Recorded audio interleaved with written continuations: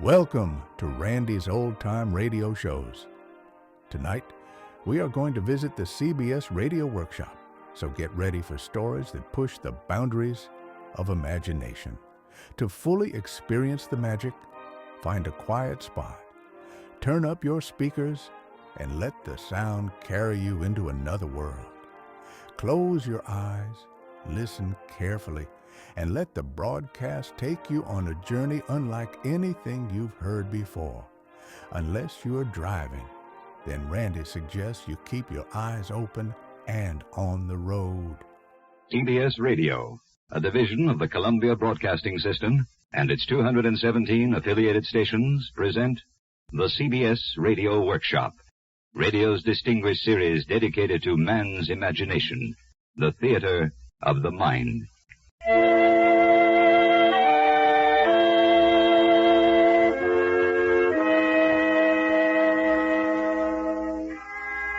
Tonight, from Hollywood, Season of Disbelief and Hail and Farewell, adapted and directed by Anthony Ellis. Two unusual and provocative character studies by one of America's most original authors, Ray Bradbury. Ladies and gentlemen, Mr. Bradbury. It has always seemed to me that life, to all of us, is an endless coil of rope playing through our hands every moment of every hour of the day. The long line of the rope goes back to the time we were born and extends on out ahead to the time of our death. In between lies the eternal now, the flickering moments when each of us must play the rope as best we can, without burning our fingers, snarling the coils, or breaking the line. This is a study of one woman and her rope. Season of Disbelief.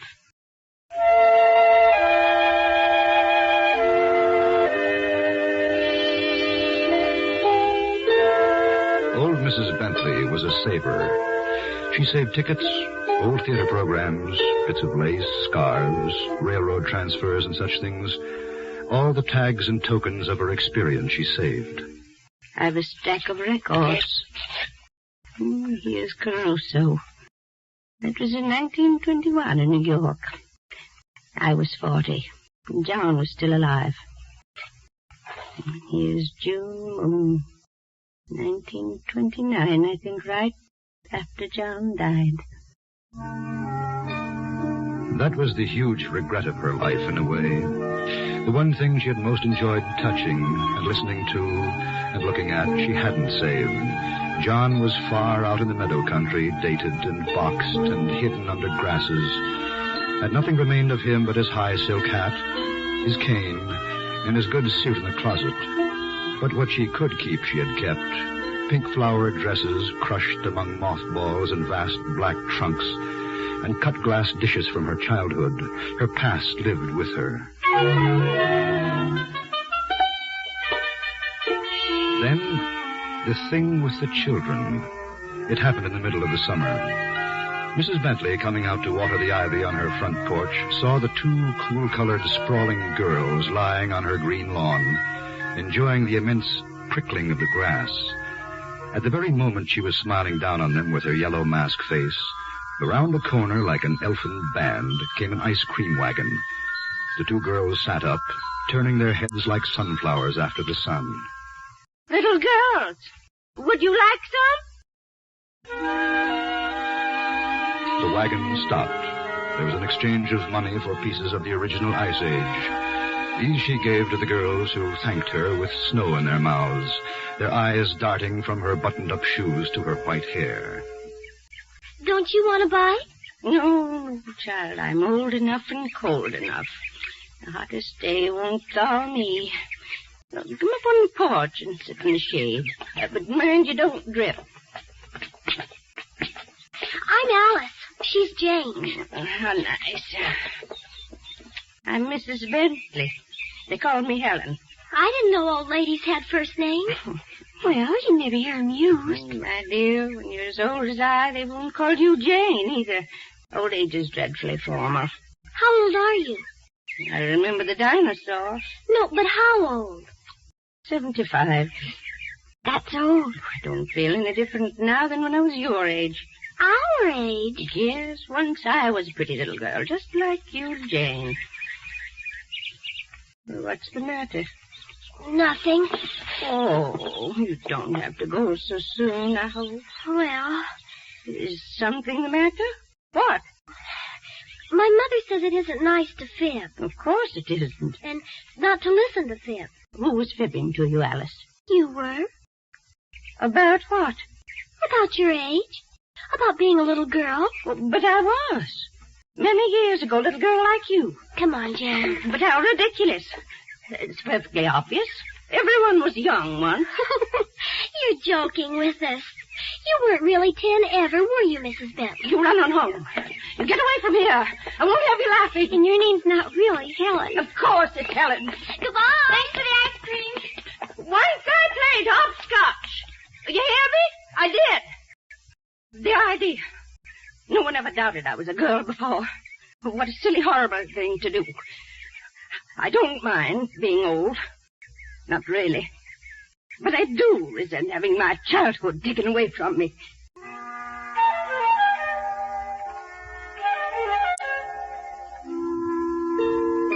After supper, she gathered together certain items in a perfumed kerchief. Then she went to her front porch and stood there stiffly for half an hour. As suddenly as night birds, the two girls flew by, and Mrs. Bentley's voice brought them to a fluttering rest. Girls! Girls! Yes, Mrs. Bentley? Come up on the porch. Yes, Mrs. Bentley. I've got some treasures to show you. Sit down, both of you. Now, here. I wore this when I was 9. It's a comb. Let's see. It's pretty. And here's the tiny ring I wore when I was 8. Doesn't fit my finger now. Why, it just fits me. The comb fits my head. And here, a picture. Who's this little girl? It's me. Oh, it doesn't look like you. Anybody could get a picture like this somewhere. But it's the truth. Any more pictures, Mrs. Bentley? Of you later? You got a picture of you at 15, and one at 20, one at 40, 50. Oh, nonsense. I don't have to show you anything.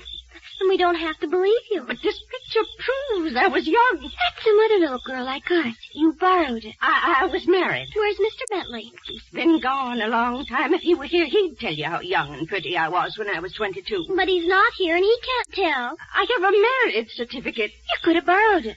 The only way I'll believe you were ever young is if you have someone say they saw you when you were 10. Thousands of people saw me, but they're dead, you little fool. Dead or ill or gone away in other towns. I don't know a soul here. Just moved here a few years ago, so no one saw me young. Well, there you are. Nobody saw her. Listen, you must take these things on faith. Someday you'll be as old as I. People will say the same. Oh, no, they'll say those vultures were never hummingbirds. Those owls were never orioles. Those parrots were never bluebirds. One day you'll be like me. No, I won't. Or me. Oh, you wait and see. You, child, your mother. Haven't you noticed over the years a change? No, she's always the same. I guess we better go home. Thanks for the comb, it's fine. And thanks for the ring. It just fits. And the picture of the little girl. No, come back. You can't have those. They're mine. No, you stole them. They belong to some little girl. You stole them. No! Come back. Oh, come back.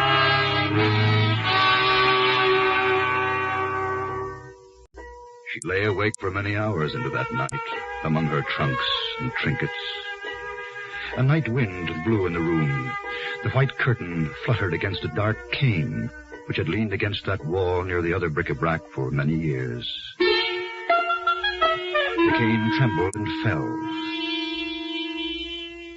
Its gold ferrule glittered in the moonlight. It was her husband's opera cane. It seemed as if he were pointing it at her, as he often had, using his soft, sad, reasonable voice. Those children are right. They stole nothing from you, my dear. These things don't belong to you here, you, now. They belong to her, that other you, so long ago. And then, as though an ancient phonograph record had been set hissing under a steel needle, she remembered a conversation she had once with Mr. Bentley. Mr. Bentley, so prim, a pink carnation in his whisk-broomed lapel. My dear, you never will understand time, will you? Don't you see, no matter how hard you try to be what you once were, you can only be what you are here and now. Time plays tricks. When you're 9, you think you've always been 9 years old, and will always be. When you're 30, it seems you've always been balanced there on that bright rim of middle life. And then, when you become 70, you are always and forever 70. You are in the present. You are trapped in a young now or an old now. But there is no other now to be seen. Ticket stubs are trickery. Saving things is a magic trick with mirrors. You're saving cocoons, corsets in a way you can never fit again. Why save them? You can't really prove you were ever young. Pictures, John. No, they lie. You're not the picture. Affidavits. No, you're not the dates or the ink or the paper. You're not these trunks of junk and tricks. You're only here now, the present you. Yes, I see.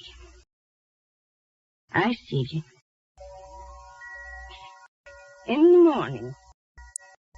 morning I'll do something final about this and settle down to being only me and nobody else for many other year. That's what I'll do.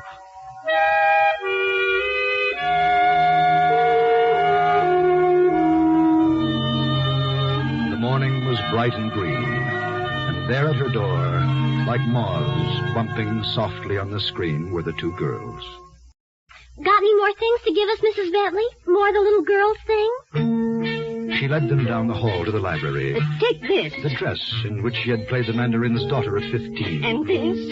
And this. A kaleidoscope, a magnifying glass.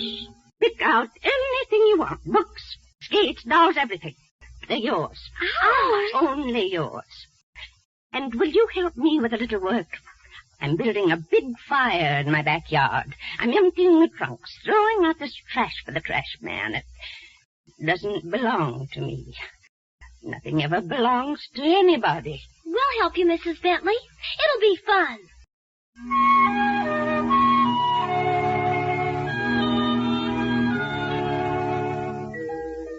And now, on summer afternoons, you can see the two little girls like wrens on a wire on Mrs. Bentley's front porch.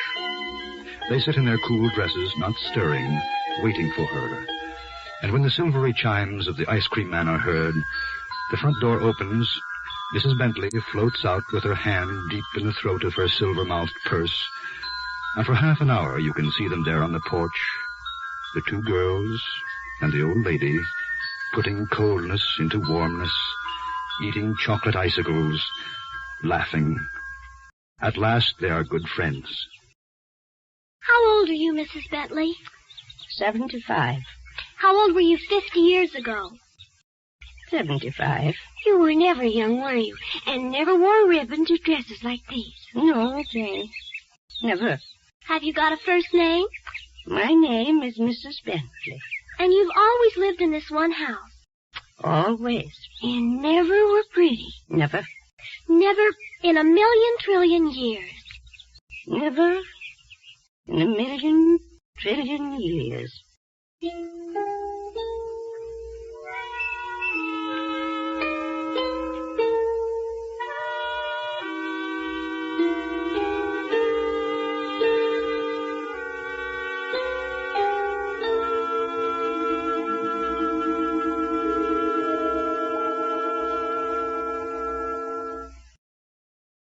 Presenting now the second of our duo, and Mr. Ray Bradbury. The rope of life hisses through our fingers. We reach, it's gone. The beauty of any particular flower, song, poem, or person lies often in the fact that roses must fade, songs die with the breath, poems burn in the fire, golden lads and girls all must, as chimney sweepers, come to dust. But what if beauty could be made to last? Would it still be beautiful or monstrous? Here's the study of a person who seized the traveling rope of life a moment of beauty, and felt it freeze in his hands. Hail and farewell.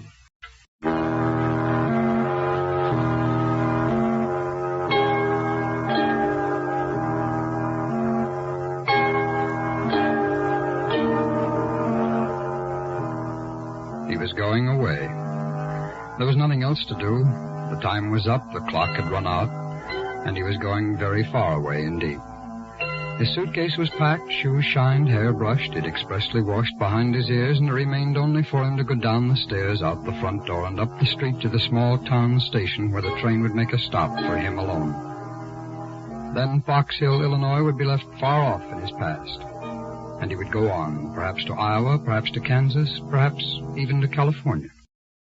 Willie! Yes. Almost time. All right. I'll be down. In the mirror on his dresser, he saw a face made of June dandelions and July apples and warm summer morning milk. There, as always, was his look of the angel and the innocent, which might never in the years of his life change. He picked up his valise, looked once more around his room, and went downstairs. Here I am. You can't really be leaving us, Willie. People are beginning to talk. I've been here 3 years now, but when people begin to talk, I know it's time to put on my shoes and buy a railroad ticket. It's all so strange. I just don't understand. It's so sudden. We'll miss you, Willie. We'll miss you very much. I'll write you every Christmas. It's been a great pleasure and satisfaction. It's a shame it had to stop.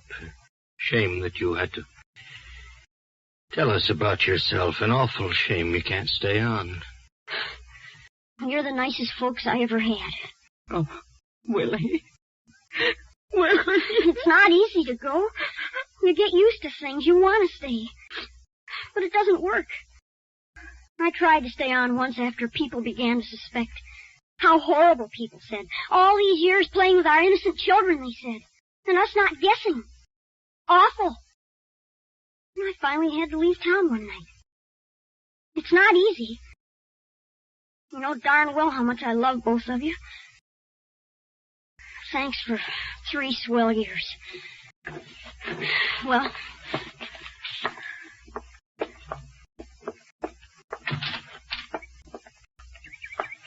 Willie, where will you go?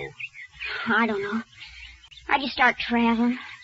When I see a town that looks nice and green, I settle in. Will you ever come back? Oh, in about 20 years, maybe it should begin to show on my face.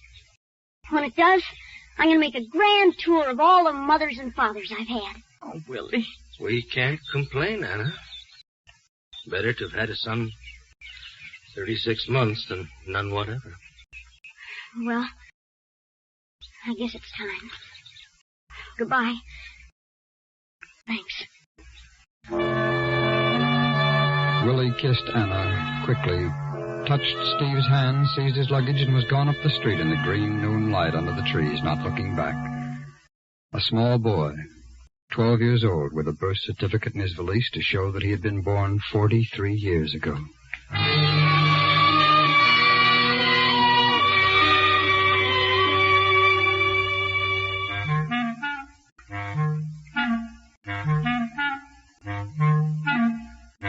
The boys were playing on the Green Park Diamond when he came by. He stood a little while among the oak tree shadows, watching them hurl the white, snowy baseball into the warm summer air. The boys' voices yelled, and the ball lit on a path near Willie. Gonna visit a cousin of mine for a few days. Huh? You guys just throwing the ball around, huh? Yeah. You taking the train alone, Willie? Yeah. Boy, that's neat. Oh, yeah. How about a couple of throws?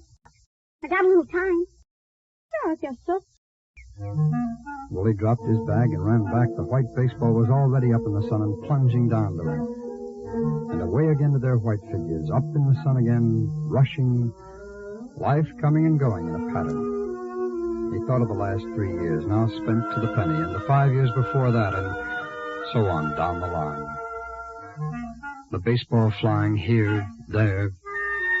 Mr. and Mrs. Robert Handlin, Creek Bend, Wisconsin, 1932, the first couple, the first year.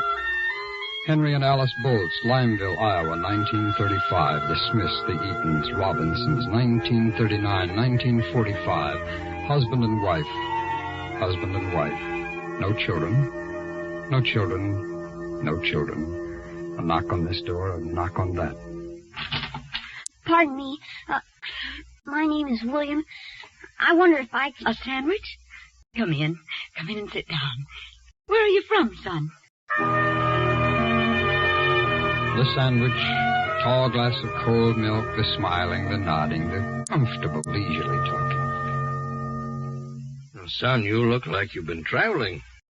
You run off from somewhere. No. Are you an orphan? We always wanted kids. Never worked out. Never knew why, one of those things. Well, getting late, son. Don't you think you better hit for home? I got no home. A boy like you? Not dry behind the ears? Your mother will get worried. I got no home and no folks anywhere in the world. I wonder, could I sleep here tonight? Well, now. Well, son, I don't just know. We never considered taking in... We've got chicken for supper tonight. Enough for extras. Enough for company. The voices and the faces and the people and always the same first conversations. The years turning, flying away. The voice of Emily Robinson in her rocking chair in summer night darkness. The last night he stayed with her. The night she discovered his secret. Her voice saying... I look at all the little children's faces going by, and I sometimes think, what a shame. What a shame that all these flowers have to be cut. All these bright fires have to be put out. What a shame all these have to get tall and unsightly and wrinkle and turn gray or get bald and finally all bone and wheeze be dead and buried off away. When I hear them laugh, I can't believe they'll ever go the road I'm going. They're so eager for everything. I guess that's what I miss most in older folks. The eagerness gone, 9 times out of 10. The freshness gone. So much of the drive and life down the drain. I like to watch school let out each day. It's like someone threw a bunch of flowers out of the school front doors. How does it feel, Willie? How does it feel to be young forever? Are you happy? Are you as fine as you seem? I worked with what I had. After my folks died, after I found I couldn't get man's work anywhere, I tried carnivals, but they only laughed. Son, they said, you're not a midget. And even if you are, you look like a boy. We want midgets with midgets' faces. Sorry, son. What was I? A boy? I looked like a boy, sounded like a boy. So I might as well go on being a boy. What could I do? What job was there for me? And then one day I saw this man in a restaurant looking at another man's pictures of his kids. Sure wish I had kids, he said. Sure wish I had kids. In that instant, sitting there, I knew what my job would be for all the rest of my life. There was work for me. Making lonely people happy. Keeping myself busy. Playing forever. I knew I had to play forever. Deliver a few papers, run a few errands, mow a few lawns. All I had to do was to be a mother's son.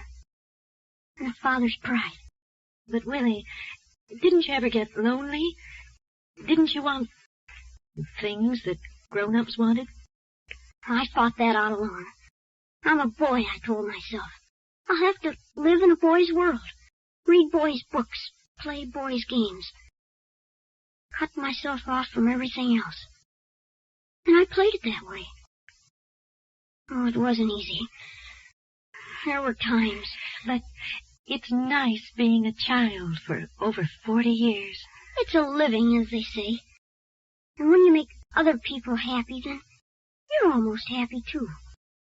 And anyway, in a few years now, I'll be in my second childhood. All the fevers will be out of me and all the unfulfilled things. and most of the dreams. Then I can relax.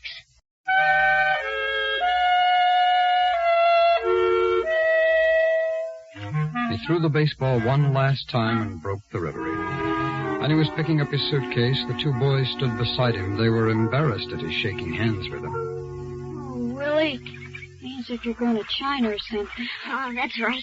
It isn't. So long, Willie. See you next week. Yeah. So long, Sam. So long, Jean. He was walking off with his suitcase again, looking at the trees, going away from the boys and the street where he had lived. And as he turned the corner, a train whistle screamed, and he began to run.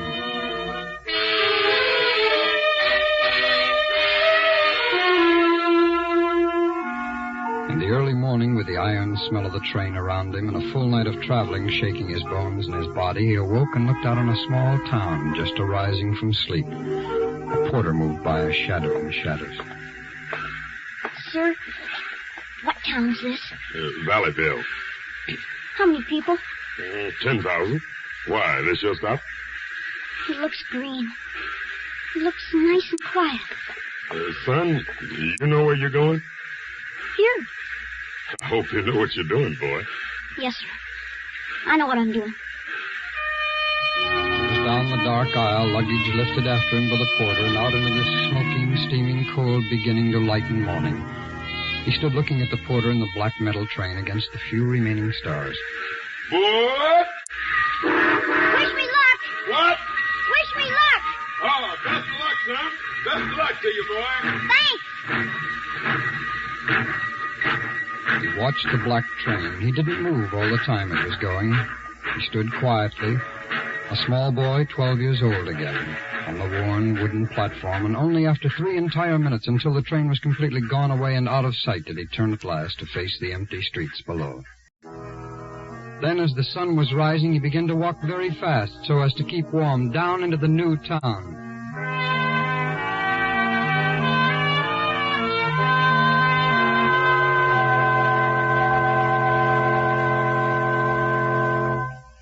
Tonight, the CBS Radio Workshop has presented 2 studies by Ray Bradbury, adapted and directed by Anthony Ellis. The first, Season of Disbelief, with Virginia Gregg and John Daner, Dawn Bender, Marion Richmond, and Herb Butterfield. The second, Hail and Farewell, with Richard Beals, Stacey Harris, Vivi Janis, Lawrence Dobkin, Paula Winslow, Roy Glenn, Billy Chapin, and Peggy Weber. We wish to thank Mr. Bradbury for being our special guest. Original music for tonight's program was composed and conducted by Jerry Goldsmith. The CBS Radio Workshop is produced by William Frug. This is Hugh Douglas inviting you to join us again next week when we present the eminent Shakespearean teacher, Dr. Frank C. Baxter, professor of English at the University of Southern California, and Mr. William Shakespeare, noted author, who will be our special guests, presented on the CBS Radio Workshop. On Sunday, over most of these same stations, the New York Philharmonic Symphony will be heard in another exciting concert conducted by Dmitri Mitropoulos. This weekend, the noted Polish pianist Witold Malkoczynski will be heard as soloist. Stay tuned for 5 minutes of CBS News, to be followed on most of these stations by The Jack Carson Show. America listens most to the CBS Radio Network.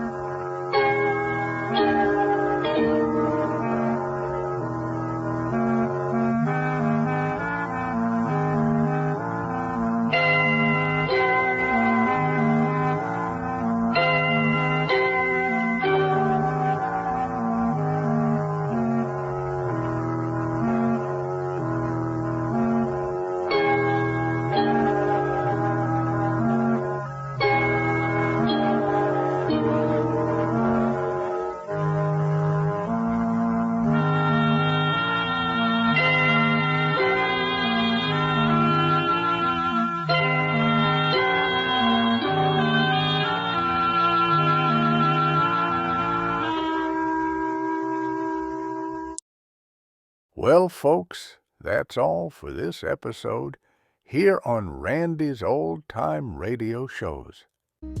Now, bringing these golden oldies back to life takes no small amount of time and effort from our good friend Randy, cleaning up the audio, converting the files, and making sure each show has the best audio possible.